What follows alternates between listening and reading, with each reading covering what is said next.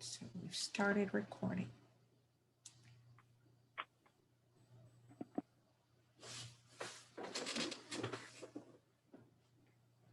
All right, so it is 12:01, and I want to be respectful of everyone's time today. And I thank you for joining us on your lunch hour, if this is your lunch hour or whatever this hour is for you today on this wonderful Tuesday.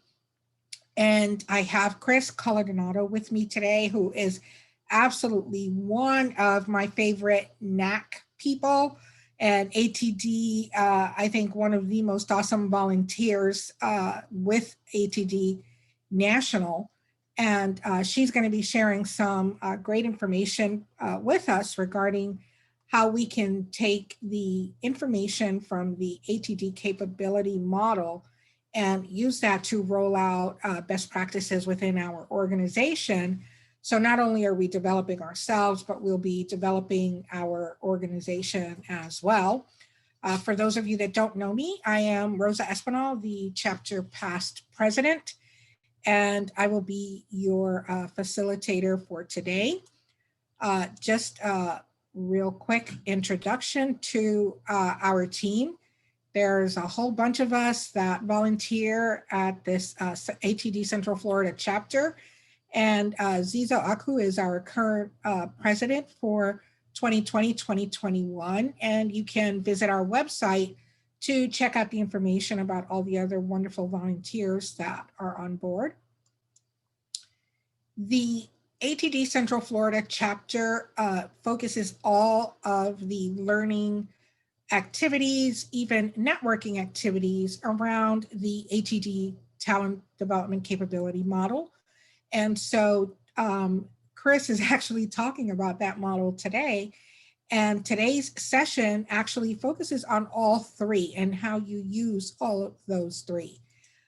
Just to give you a little bit of information about Chris. So Chris, as I mentioned, is actually a volunteer with ATD National. She's part of the National Chapter Leader Mentor Group. She is also a CPTD holder, as well as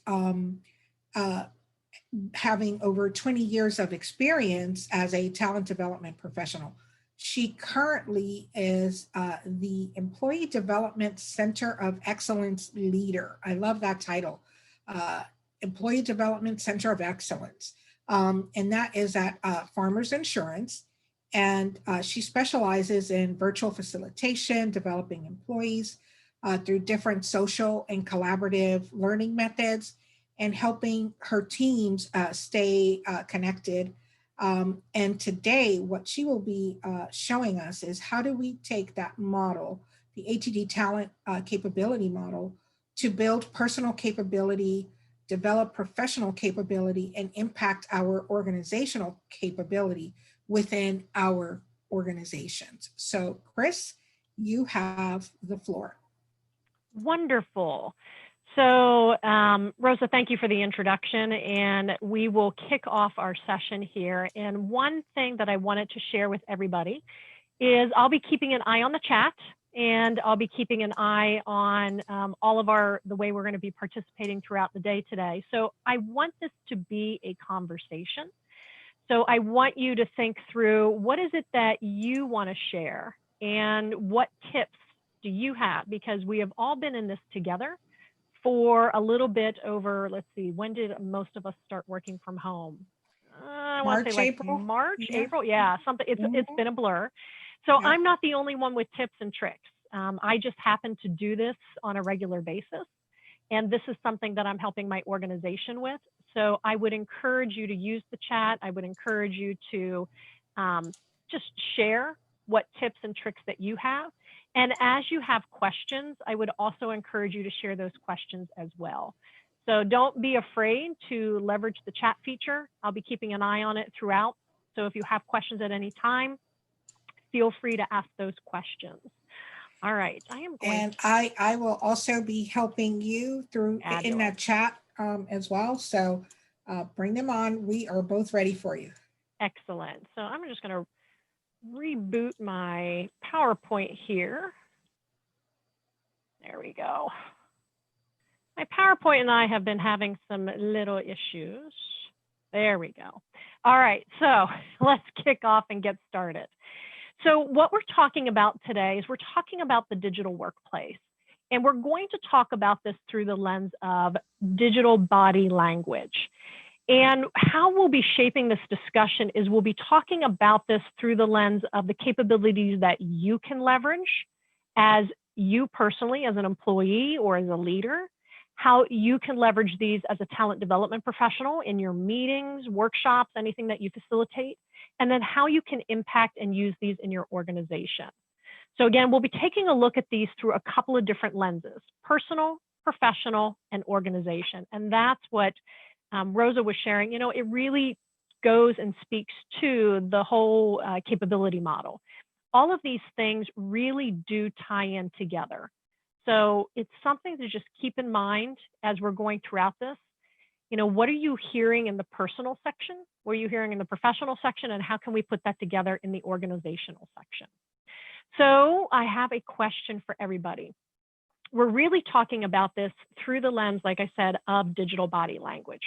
So what I'd like for you to do is just take a moment and think about, what do you think of when you hear the term digital body language? And go ahead and leverage the chat feature and chat in. What are some things that come to mind when I say the words digital body language? So what does that mean to you? So we'll give you a moment, chat in. There's no real right or wrong answer.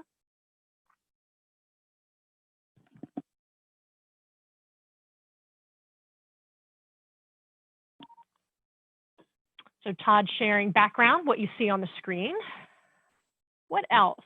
What do you hear or think of when you hear the words digital body language? Think about body language overall, and then think about translating that to the digital world. What might that be? Any other thoughts?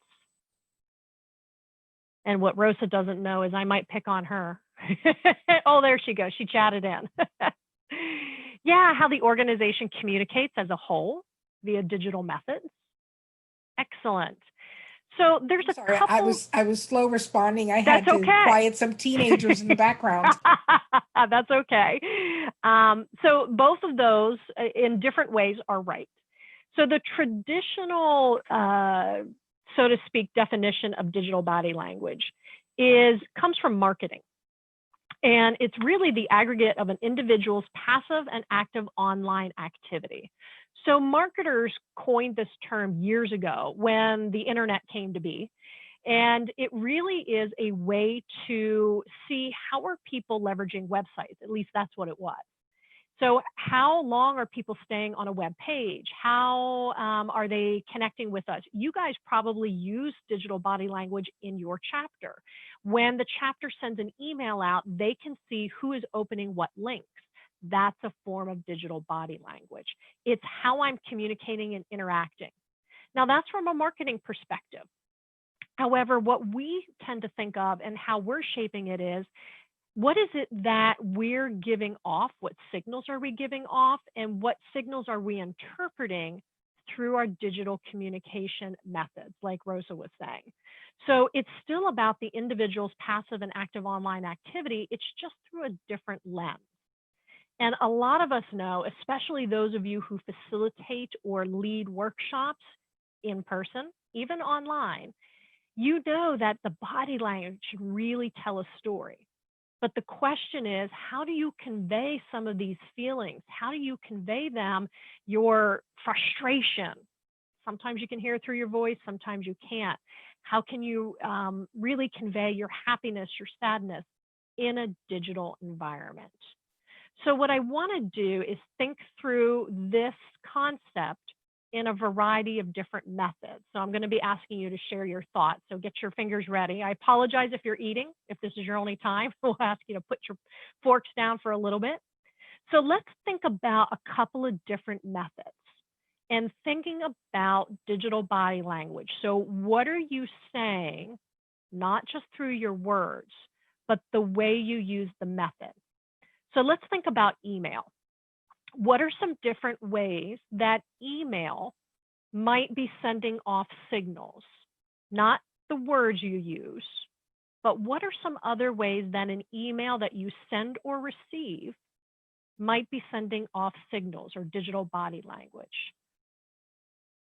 And I know some of you have gotten some interesting emails over the days. Font choice, and things like all caps.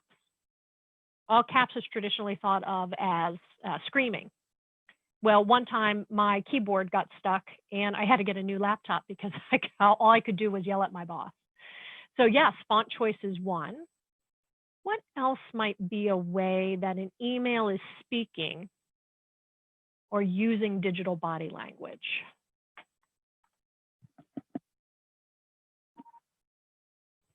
What about when an email is sent? So think about the email that you get from your boss in the middle of the night, or it's after work hours, or it's on the weekend. Okay, first of all, we'll have a conversation later about why you're checking email on the weekend. Maybe you have to. But what does it say when your leader or you yourself sends something and you're like, hey, I just had a thought, but you send it at 8 o'clock at night? What might that say? Go ahead and place in chat. What does that say to you when you receive an email, maybe later in the day, at night, over the weekend, or you send one? What do you think that's saying?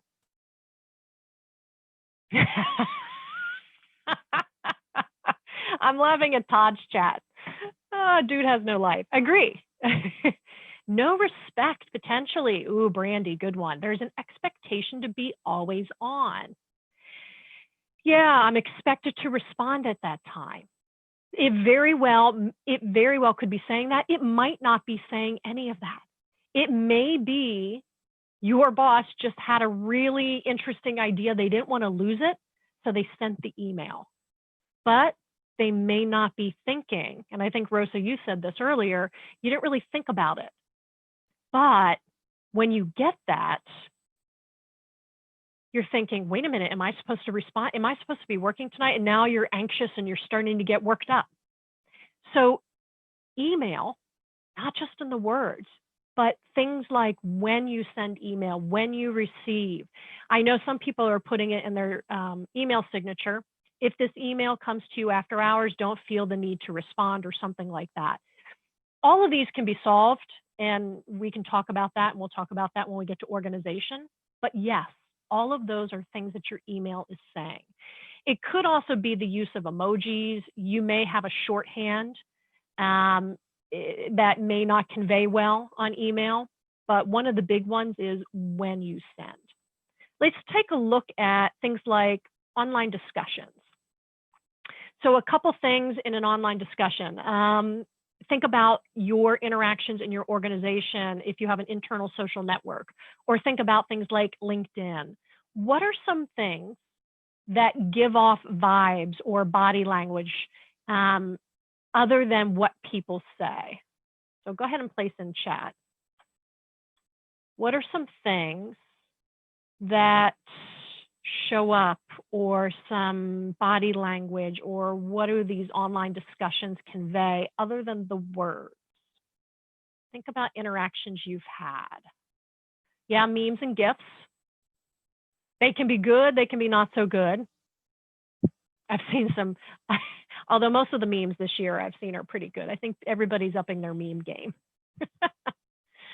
What about the way somebody responds, or the reaction? That was the word I was looking for. So do they like it? Do they love it? Do they show support for it? Do they like, oh, I'm not really sure about that? Sometimes that can even send a message. So again, think about what are the messages, or what are the things that your interactions may be saying without you realizing they're saying that. Another one is text. This can also be when you send it. Video calls. Do you turn your video on or off? In a meeting, the expectation may be it's on. So if you don't have your video on, What does that mean? I don't know. Could mean that you are eating and you don't want to, like right now, again, we're at lunchtime, you don't want anybody to see it, but somebody may interpret that differently. Somebody may go, well, what are they doing or hiding that they don't want me to see? And the last one is also another favorite of mine, instant messages. Again, thinking about when you virtually tap somebody on the shoulder, what is that conveying? What is it? Are you showing a respect of their time? If you're virtually tapping them, probably. But if you virtually tap them and then go right into what you're saying, have you given them an opportunity to say if they're available or not? Here's one I think everybody has gotten. If you have instant message at work, so Skype, Teams, WebEx Teams, pick your chat tool of choice. Have you ever had on your signal that says, I'm in a meeting or please do not disturb, yet somebody still texts you or uses the instant message feature? If you've had that, share in chat, how does that make you feel? So you have on your instant message at work, do not disturb or in a meeting, and somebody sends you a message and it's not an emergency. How does that make you feel? Yes, you do wonder if they can read. What else? How does that make you? Todd, you have not had that issue? Oh, Todd, I envy you. Annoyed?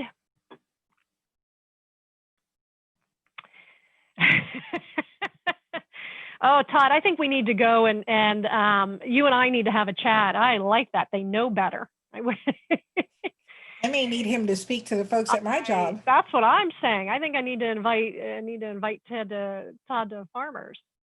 Yeah, it can make you feel annoyed. Let's go back to what we were sharing about email.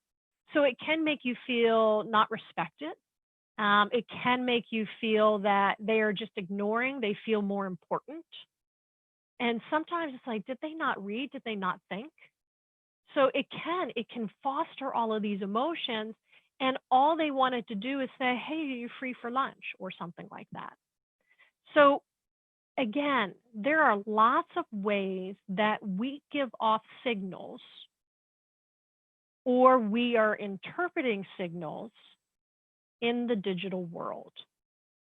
Now, what I'd like to do is just take a moment and think through what are some ways that you can mitigate this, or what are some ways that you can help yourself, as well as think about how you can help others in your organization. So the first one is my favorite, assume best intentions. So let's go back to the email example. So in the email example, we had a lot of people saying, there's an expectation to be on, no respect of my personal time, I'm expected to respond, I feel a little annoyed or interrupted. So the first thing is assume best intentions. So pause for a moment and don't tell yourself the story of, I can't believe this person isn't respecting my time. Assume best intentions that, you know what, they probably just had an idea. I am going to set this aside and deal with this on Monday. Same thing with IMs. Same thing with the way people interact, or if they say something on social media or on your internal social network that you're like, I'm not sure I understand that. Assume best intentions. The next tip is add context. So think about it. You send an email, and in your email, you say,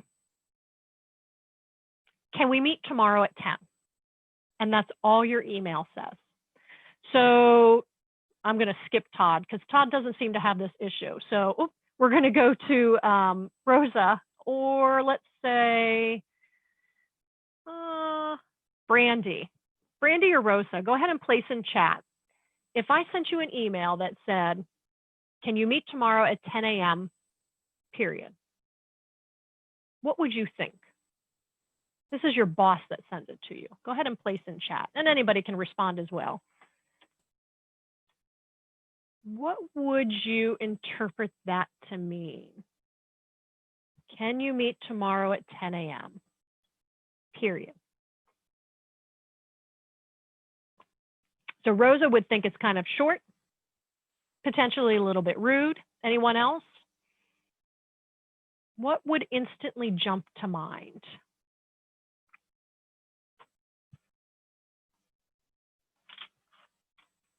So Brandy says, I think that something is going on. They need advice or help. The other thing, and that's your culture, and that's a great point about Brandy, that's your culture. In some cultures, you may get that late in the evening.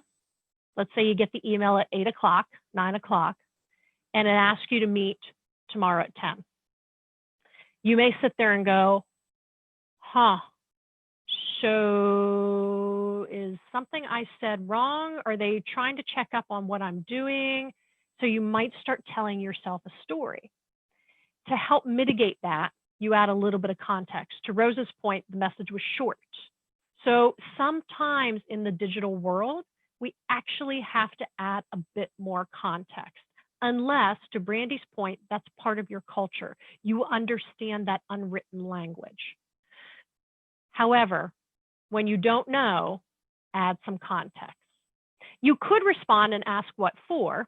However, then you could start a back and forth conversation. And then again, depending on the anxiety level, it may start to ratchet up. Again, it just depends on all the different contexts. So it would help if, hey, can we meet tomorrow at 10 a.m.? I want to discuss this that you shared with me earlier, or whatever it may be. So an easy way to mitigate that is to actually just add some context. Another thing that you can do when you're thinking about digital body language, do some emotional proofreading. Has anyone heard of that before? Emotional proofreading. If you have, place in chat. What is emotional proofreading in a digital world?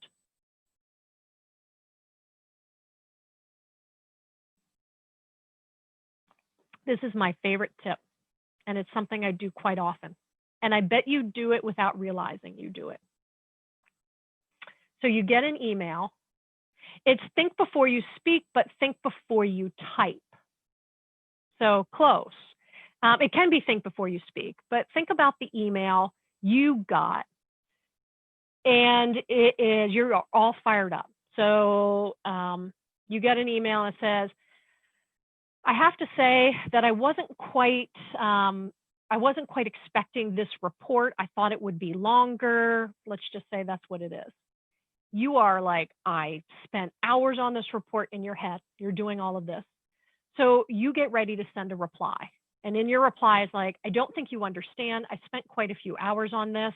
I want you to take a look at it again. Is that really the email that you should send? Probably not. So when you have moments where you're not sure, you can emotionally proofread. So save it, don't send it. Or take a look at it and say, okay, is this really the emotion I want to convey in that message? So take a moment before you send a message that may potentially be misread and the other person may not be assuming best intentions. Just take a moment to emotionally proofread your message. Is it clear? Am I sounding upset? Am I giving off emotions that maybe I don't want to be giving off? So it's exactly think before you speak, except it's think before you send. Same thing if you're looking at a post online, whether it's your internal social network or LinkedIn, you might just check yourself. You might type something all up. You're like, oh, okay, I got to get this out. And then you look at it and you're like, I need to take a breath. That's not what I want to have out in the world. So you check yourself, you check and you reread it. You probably edit it and then you send it. So that's what emotional proofreading is. It is a great way to mitigate some things that you might send and go, ooh, I don't really want to send that. So that's emotional proofreading. So here's some things to be on the lookout for. So if you want to read somebody else's digital body language, look for things like changes in engagement. Have they been chatty on IMs, chatty on online discussions, really responsive in emails? Has that changed? If it has, what is that telling you? There may be something going on at home. There may be something going on at work. There may be something that they need help with. that might be a call for help, even though they're not saying anything. Think of it this way. If somebody came into the office and they were really quiet and they kind of were slouched and they really didn't talk much during the day, you would probably think something was wrong. That's a change in engagement in real life. The same is true in the digital life. So change in engagement. Did their engagement go up or did it go down? That's a sign that you might want to reach out to somebody. Another one is timing of messages. So let's go back to the email idea that we had at the very beginning, when I said your boss sends an email late at night. So is somebody sending messages really late or picking them up really early? If that's unusual for them, that's telling you something. So what might that be telling you? And what might you do if somebody has a change in engagement or their messages start suddenly showing up after hours? Go ahead and place in chat. What might be some things that either you do or what might that signal for you when you see things like that, change in engagement or timing of messages? And it can be a direct report. It could be somebody on your team. What might you do or what might that signal?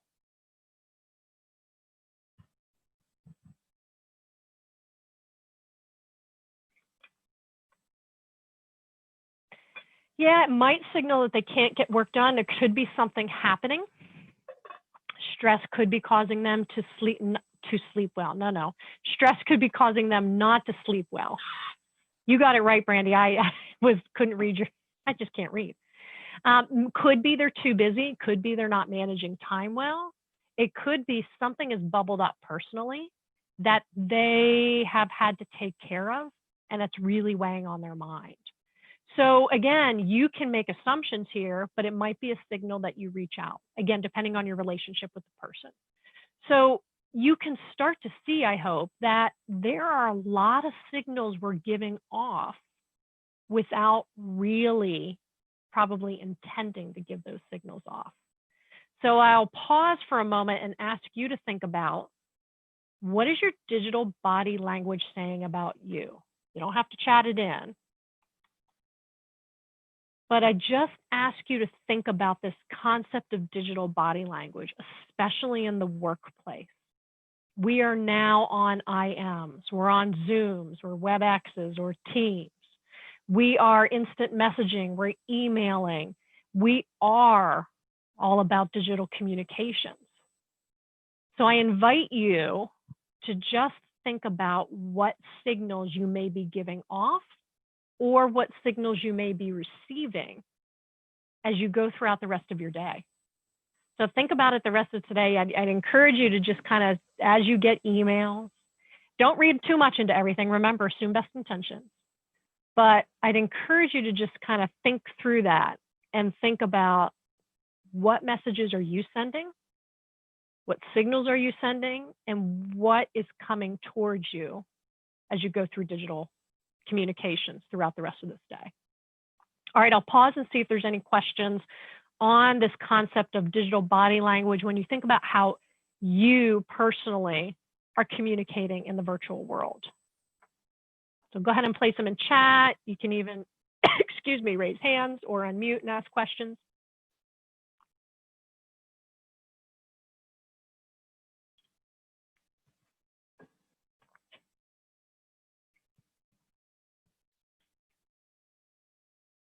So the digital body language that I'm reading right now is that no one has any questions. If you do, go ahead and place them in the chat, and we're going to shift gears slightly. And we're going to talk about this from a professional capacity. And the way that we're going to talk about this is thinking about our lives. A lot of us are facilitators, not all, but we probably facilitate meetings, if not workshops. So what we're going to be talking about now is starting to wrap that concept of digital body language in and think about it from the lens of virtual facilitation. And again, I'm not just talking about facilitation in terms of workshops. I'm also talking about things like meetings. So here's my question to you. We've talked a lot about digital body language. What are some body language cues, digital body language cues that you can pick up in a virtual session? So I have gotten a lot of cues already today, but I'd invite you to share in chat. What are some of the cues that you think you can pick up in a virtual session, whether it's a meeting, a workshop?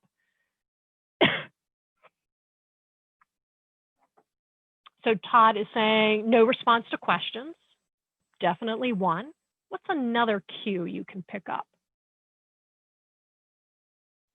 Are they participating via audio or chat? Yeah, what tools are they using? It's a good one, Brandy.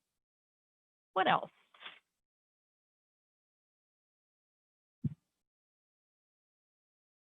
I said one earlier, but I didn't tell you that it was actually a cue. Think about video.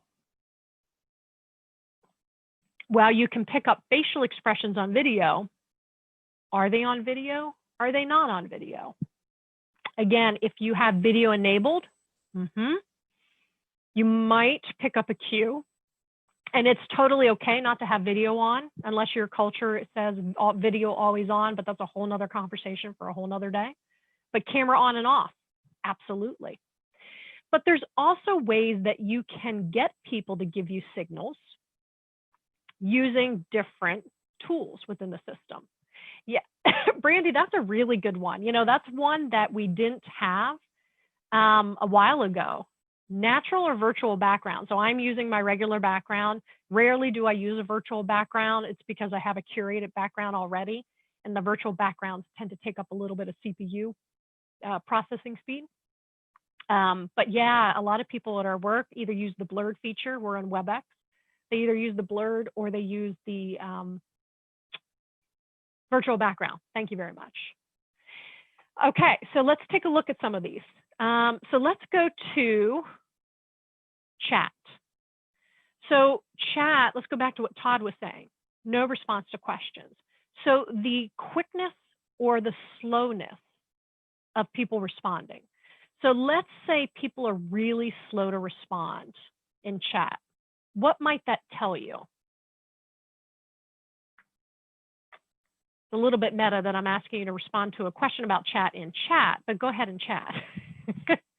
It could signal they're not paying attention. Yeah. Could be that they're busy. So what are some ways to mitigate that? They might be unsure of the answer, or they might be confused. Yeah, remember, assume best intention. So Rosa brought really great point there. It's not always that they're not paying attention. They just may not have understood. We're going to pick up on that point, Rosa, in just a few moments. So let's think of another one. So you also, in the virtual classrooms or in virtual meetings, WebEx, Teams, you have the use of, most of the times, emojis. So you can usually give a thumbs up, you can give a thumbs down, you can give a yes or a no.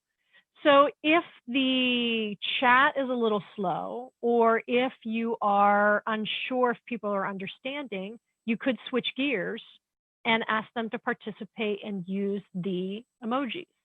So in Zoom, you have, yes, no. Again, it just depends on what version you have. Sometimes you just have the raise hand or applause. Same thing in WebEx, same thing in Teams. You can ask people to raise their virtual hands. So another one in the virtual session or in the virtual world to think about. We talked about this already, cameras. So I would encourage you in your sessions to be really clear. Do you want the cameras on or off, or is it optional? So if it is optional, let them know it's optional. Right now in this time, we are all on camera all the time. I'm used to it. I'm a 13-year work-at-home employee. So I'm used to being on camera all the time. So for me, it doesn't faze me. But even I am getting a little over-indexed because now my happy hours are on Zoom. My book clubs are on Zoom. So I am on camera almost 24/7, it seems like. So be really clear with your participants. Is cameras optional? If it is, let them know. Give them permission to give themselves permission to turn those webcams off. Annotation tools. So this is another way that you can start to read body cues and digital body language. I'm going to go back to something that Rosa said earlier. When I said, if they're not chatting in the responses quickly enough, what is that saying to you? Rosa said, unsure of the answer, confused. Same thing is true with the annotation tools. So if somebody is not responding, or you share, hey, use your annotation tools to do this, they may be busy, they may not be paying attention, or they may not be unsure of the instructions, or they may not be unsure how to use the tool. So consider all those things when you're thinking about, why aren't people responding to me in this meeting? Why isn't anybody saying anything? I asked them to use the text feature to whiteboard their ideas in this meeting and no one's using it. It may not be because they don't care. It may not be because they aren't listening. It may be because they don't understand what you want them to do, or it may be they don't understand how to use the tool. And the last one is audio. Similar to video and similar to chat and all the other things that we've been talking about. Think about audio on, audio off. Are you going to have people raise their hands, or are you not? So how many people, you can use the chat feature, or you can use the yes, no buttons. How many people have been in a meeting over the past couple of months and you've been trying to share something, but inevitably somebody else speaks up ahead of you. So you feel, oh, no, I'm not going to talk. And you just don't say anything. Has anybody experienced that? Yes or no in chat? Yes and no buttons, either one. Brandy has. Yep, thumbs up will work. Yeah, I think most of us have. So again, help your participants. I see a couple little yeses coming in through here. Think about when you are hosting a meeting or you're hosting a workshop. Help your participants help themselves. Give them the opportunities to either raise their hand or help control and moderate. And what I mean by that is take control. If you're hosting the meeting, Todd, I really apologize. The only reason I'm bringing your name up here is because I just saw your chat come in. But let's say Todd is talking and Todd just keeps talking. You might have to step in and say, thank you for sharing, Todd. I'd like to hear from someone else. So Brandy, would you mind sharing your thoughts on this? So you want to help facilitate that conversation. So again, keep an eye out for the body language, and not the physical body language, but when somebody may not be speaking, it may not be because they don't have anything to say. It may be because they just can't get a word in. So you really want to make this community feeling, this opportunity to connect and feel like they belong. And that's what you can do by making sure they know how to use the tools and that they know how to speak up and be heard. So a couple things to think about. We talked about a lot of these already. First of all, assume best intentions. So this goes back to, I think a really great example of this is when I shared on and said, what do you think's happening when people aren't responding via chat? And we immediately went to, they might be busy, they're not paying attention. And then Rosa, thank you, helped us all assume best intentions. And she said, unsure of the answer, they may be confused. So when you're trying to read the digital body language within a meeting or within a workshop, assume best intentions. Don't go to, oh, they probably just don't know, or they're busy and they're not paying attention. Assume best intentions. And then clarify your ask. So if you are not hearing from people coming through on the audio, they're not using the whiteboard tools, they are not responding via chat or raising their hands, that may be a signal to you. They may be telling you, we don't understand. So clarify your ask. You can also ask probing questions. So instead of just sharing the question and leaving it out there and having no one respond, you might switch up how you ask the question. So instead of saying, give me a few examples of how digital body language shows up in the virtual classroom, you might say, what are some things that you have experienced in the virtual classroom? And you can go on from there. So instead of just throwing a general question out there, you might start to dig a little deeper. Or you may say, you know, Rosa, I'd like to hear a little bit more about what you mean by unsure of the answer and confused. So tell me a little bit more about what that might look like. It's just another way to get people to respond. And Rosa, that was just for example purposes only. Don't feel that you have to go and respond to that. And then stop talking. This is a tough one for a lot of us. It's a tough one for me. Sometimes you hear nothing in the virtual classroom and you're going, same is true in a meeting. You're in a meeting, you ask a question, you ask them to either raise their hand or chat in, and you hear crickets. You hear nothing. Think about what's happening. So first of all, if you've assumed best intentions, you've clarified your ask, you've asked the question, don't keep talking. Remember that people have to form their answer and then use the tool that you ask them to use. So pause. I have friends that count to 10 before they say something. Before webcams, I used to sing myself a little song. I don't do that anymore because now people can see it. And even if I'm on mute, they can still see my lips moving. So just stop talking for a few moments. Give people the opportunity to respond. All right, and then the last tip or digital cue, change it up. So you might switch to using feedback tools. You might say, I'm going to ask for somebody to raise their hand to share their insight. You might say, instead of chat, have them use the annotation tools. Or you may say, you know what, we're going to go round robin. So switch it up. Again, this can be used in meetings or this can be used in workshops. All of these techniques and all of these cues and all of these ways of reading body language, these are all valid for both of those types of virtual communication. All right, so we've talked about digital body language in your own communications. We've talked about what it might look like when you're hosting or facilitating meetings or workshops. So now what I want to do is shift and start to put all of this together to think about what is it that you can share back in your organization. So what are some of the ways that you can support your organization, whether that means it's you and your team, whether that's you and your line of business, or whether this is something that you can help your organization think about and get better at when it comes to digital workplace capabilities. So I really like this quote here from Josh Levine. And this was really relevant many months ago when I first started doing this presentation, but it's even more so now. As colleagues spend more time at home, in cafes, and at co-working spaces, okay, that's not right now, but they will, and less time near one another, the social fabric of work weakens.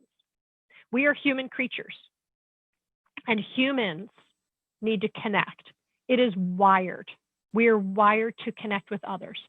I am a virtual employee. I have been and I will be for the rest of my career. I love working virtually, but even I need to connect with humans. So we have to just take a step back and say, all right, when all of this is over and we can connect, then I'll be able to go to the library, go to the book clubs, do the things that I want to do, but I can still be a virtual employee.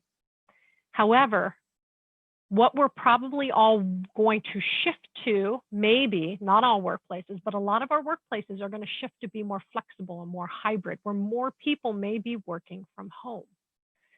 So when that happens, you really need to help the organization, and you need to help yourself and your team really think about how can you still connect? How can you continue to read body language even though you're in the digital workplace? So let's start to put together some of the things that we've been talking about already. So when you're thinking about organizational capability, I think about it in 3 different buckets, and we've talked about all of these already. So I think about it as communication. You really need to be a little bit more open, add that context. It's really easy to misinterpret an email when you can't see somebody's facial expressions. Relationships. It can be difficult to build relationships in a virtual or digital workplace, but it can be done. And connections. It can be tough to make connections. Just like right now, I don't really know you guys. We've had a few interactions on chat. So how connected do we feel? If we were face to face, would we feel a little bit more connected? Don't know. So let's talk about each one of these, and let's think about this through the lens of everything that we just talked about throughout the session already.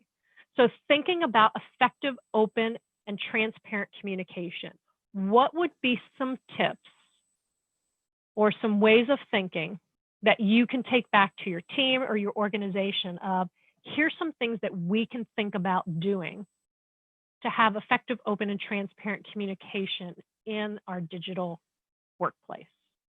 So I'll invite you to use the chat feature and chat in. What are some tips, thinking back to what we've discussed, that will help you, your team, and your organization have effective, open, and transparent communication?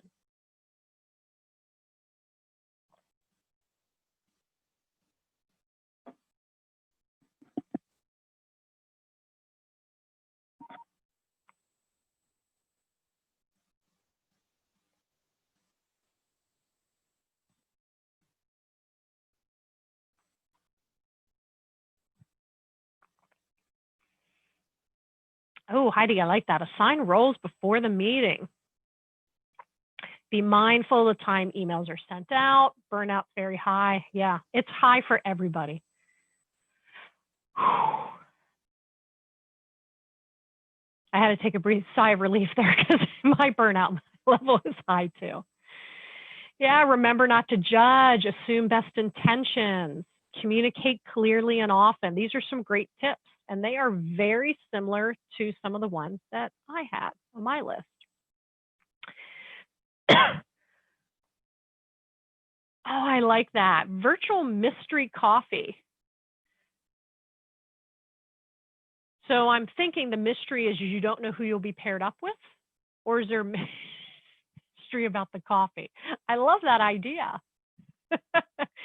So one of the things that we kind of talked about when we were talking about virtual sessions is find the best way to communicate. So we talked a little bit about there's so many different ways to communicate. You can have email, you have text, you have video call. What's the best method for that message? What does your team want to engage with? So definitely find the best way to communicate. Be present in your communication.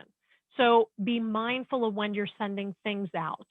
When you're on a video call, be considerate. And I think it was Heidi who said earlier, set up and assign roles before a meeting so that everybody knows what they are going to be doing so they can really be fully present with what they're doing. And as Rosa said, assume best intentions. This is something that we probably all take for granted, but when we get those emails that are unclear or there's instant messages that are like, whoa, whoa, whoa, whoa, I had do not disturb on, why are you pinging me? Assume best intentions. So those are a couple of tips. I'd encourage you to take the ones that you are sharing as well. Be mindful of the time emails are sent. I can't say that often enough.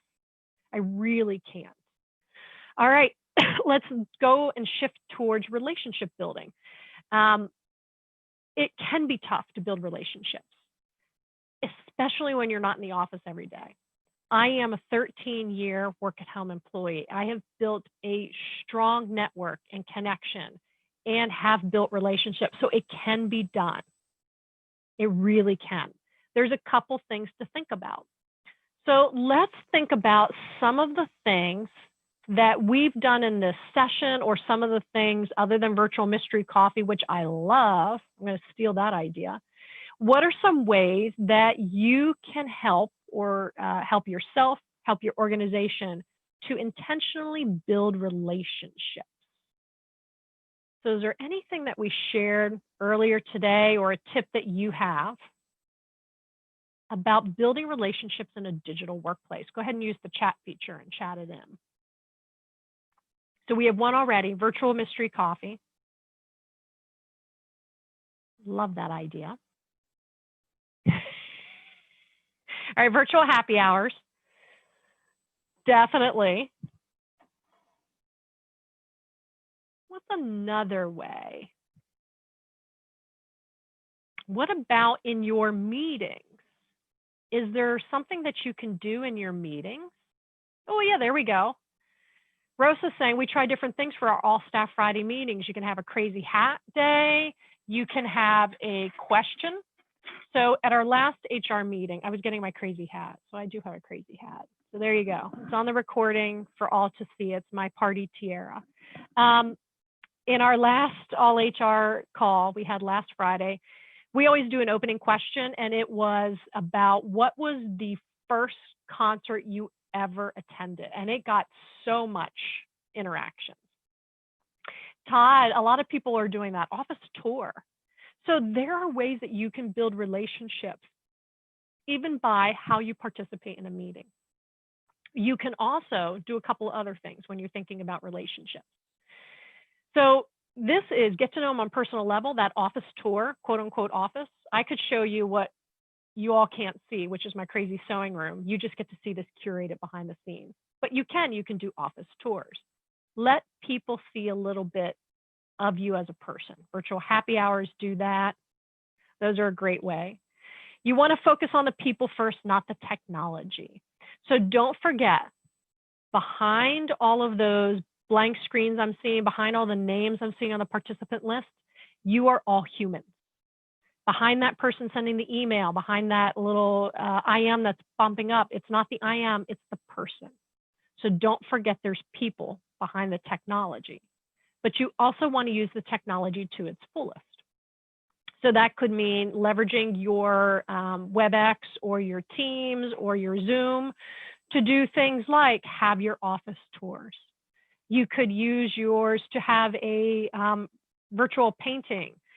We play Pictionary on ours. So we use the whiteboard tool and do Pictionary.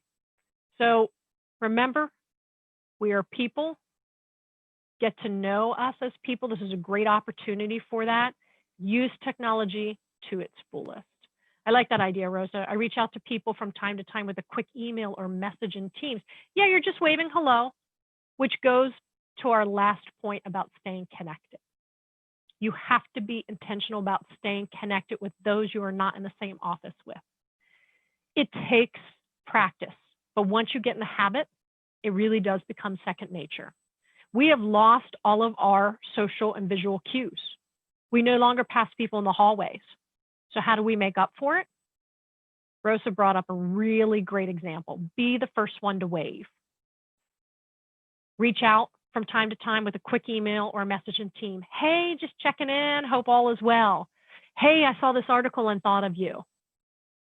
What are some other ways that you can connect across the distance in this digital workplace? Go ahead and share and chat. And while you're putting your thoughts together, I'll share a couple of other thoughts. I used to have a plan. So I used to schedule 5 minutes at the beginning of every day to reach out to a different person. I did that until it became a habit. And I also share different tips, insights, ideas. Hey, I was thinking of you. I thought you would really appreciate this message. I thought you would really appreciate this article. So what are some other ways that you can connect with others other than the virtual happy hour, which I do love that idea? What are some other ways that you can reach out and connect with people?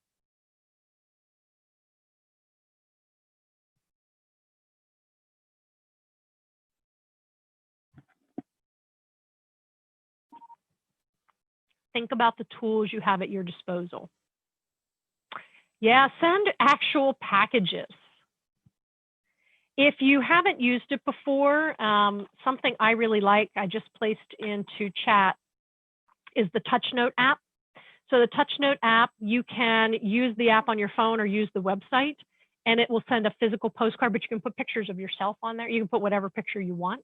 You can send postcards or cards, physical ones, like through the mail, but you do the whole thing through the app. So that's a really good one I like to use. Rosa says the organization has sent out wellness packages with snacks and masks. Yeah, don't forget about those personal touches, especially in this time. Sending things out face to face or hand to hand, you know what I mean. Sending something physical in the mail, oh, it's such a pleasure right now. But don't forget to do those celebrations. So don't forget to celebrate those birthdays. Don't forget to celebrate those anniversaries, those milestones. The key here is to be intentional. So that was a whirlwind tour of thinking about how you can build your own personal capabilities, how you can build your professional capabilities, and how you can help your organization build their capabilities for working in the digital workplace. So at this time, Rosa, I will turn things back over to you, but I'd also invite, if you have questions or additional tips, go ahead and place those in the chat feature.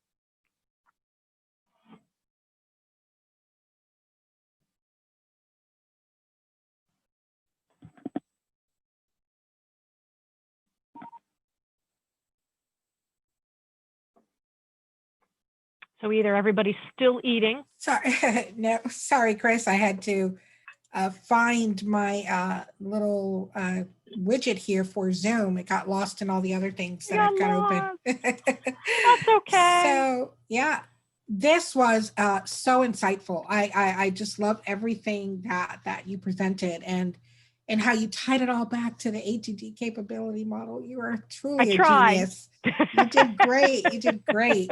So I don't see any other questions here in the chat.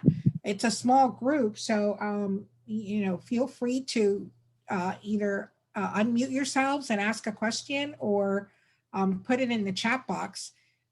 In the meantime, Chris, again, thank you. Thank you for just being your fabulous self and bringing this amazing content to us and really just helping us get a new perspective on how to connect with our staff, with our, you know, friends, coworkers, etc.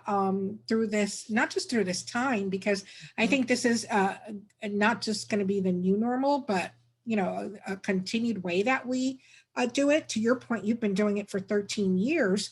So this is definitely not going to go away. And you've really hit some great points on how we can keep the people part of it up front and just by being intentional and following easy best practices. So really, thank you for that. Yep, just remember, we're all humans. That's right. That's the thing to keep in mind. And if you, always happy to engage on LinkedIn, so you can feel free to connect with me. I do post on a regular basis information related to digital capabilities and digital workplace, but I'm always happy to answer questions as well. Yeah. Well, thank you for that. And for everyone on the call, remember, we are a volunteer-run organization. And we do this because we're passionate about learning and development and about people and about what ATD does for our chosen profession, which has just such a gamut of different roles under learning and development. So please, if you're interested, go check out our website and see if there's anything that is of interest to you. Our nominations are currently open for roles that are voting roles, so meaning our members would vote to put you in one of these positions. So if you are interested, throw your hand in. And then we also have positions that are non-voting where you'd be appointed by a executive team member if you're interested. And the information is there about when those days end, as well as on our website. And just some few more events that are coming up. Again, you can check our website for all the information. We're already starting to book for 2021. I'm hoping that Chris will join us again next year to continue to just share her amazing knowledge with us, maybe for our annual conference. Just throwing that out there for you. That's in July. So I will be reaching out. And to all of you, thank you so much. Thank you so much for just supporting our chapter, for just helping us continue to bring you ideas and learning, for sharing your feedback like you do through our surveys, and for joining in with us today. I hope that this was of value to you. I know it was for me. And again, Chris, thank you again for your time today. Thanks for Have a having great me. day, everyone. Bye, all.